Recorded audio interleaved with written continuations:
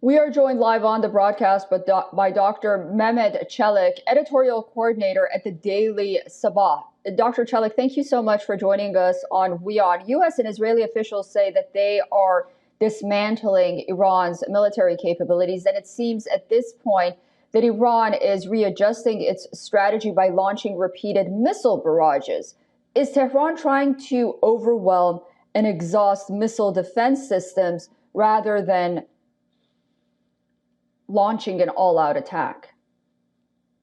Well, I think there is multi tiers to this strategy. One is to exhaust perhaps the defense systems and Israeli as well as the U.S.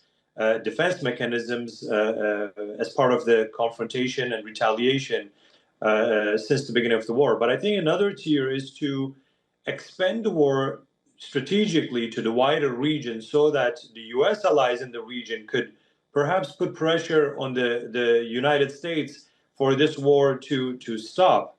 So I think this strategy, whether it is right or wrong, that's another question. But I think there is a strategy that not only Iran wants to target Israel and the U.S. targets specifically U.S. Let's say naval ships, but at the same time it wants to target different U.S. bases or strategic locations in the region that is very fragile, I think, in terms of the risks of this war or this confrontation to spill over to the wider region.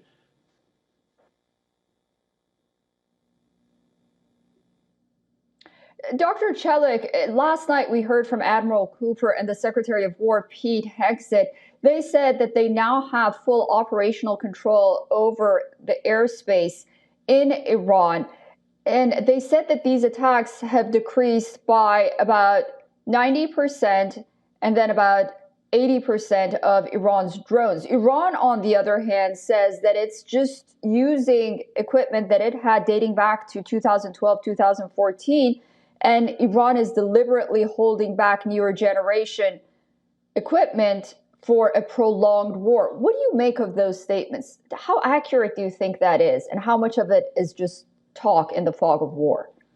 Well, I mean, during the wartime, in addition to the conventional war tactics, I think propaganda and keeping the psychological leverage over the other side is one of the tactics that all sides would use. So I think, looking at the statements coming from the United States and Israel, or looking at the statements that come from the Iranian sides, they will both use this propaganda tactic to show that they're still holding their space and they're able to retaliate. Nevertheless, we know that Iran does not have a very significant air force or air defense system to begin with, in addition to the Navy that the United States have already said they have destroyed.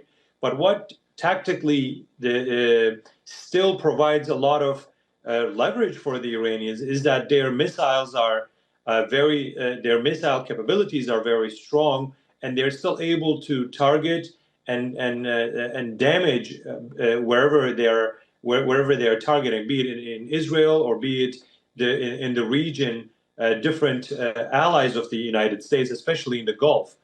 So, in addition to the capacity of Iran, I think what Iranians wants to use with this is to say that we're still able to have this deterrence against the U.S. and Israeli attacks on the Iranian soil. Nevertheless, how much capability does Iran have is something to be to remain as a question mark, because we don't have the transparent or the sheer number of missiles that they have, what kind of missiles they're talking about when they say we still haven't brought out the new generations. But when we talk about some of the ones that they have used, the hypersonic ones, or the other ones that the kamikaze drones that they've used, they're still effective.